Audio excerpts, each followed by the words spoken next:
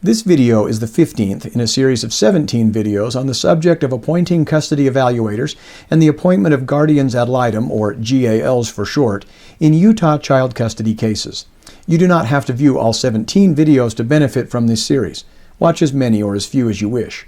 The purpose of this series is to make the case for the proposition that an interview by the judge is a faster, more accurate, more particular, more reliable, and less expensive form of evidence than what a GAL and/or custody evaluator provides. I've never seen a guardian ad litem or custody evaluator add value to the child custody analysis that is equal to what the GAL and/or custody evaluator charged in fees and in time taken, and here's why.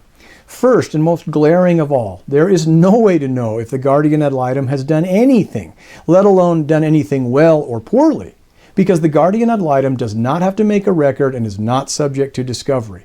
The guardian ad litem could literally do nothing and lie through his or her teeth to the court, and there is no way to discover and expose it except by dumb luck.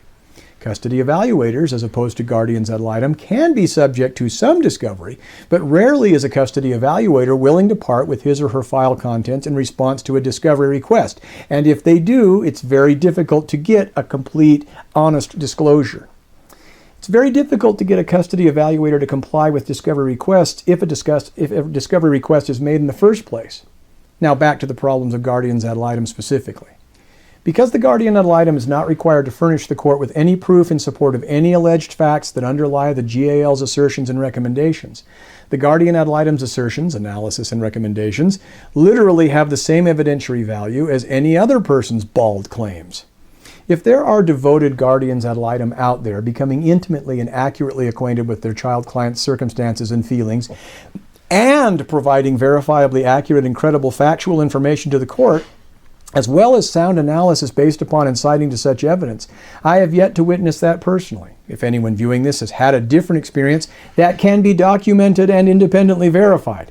I plead with you to share it with me. I must warn you, even if you were to produce such a guardian ad litem, I would ask whether that guardian ad litem was charged for such a thing, justifying the expenses when the child could have been interviewed directly by the judge instead.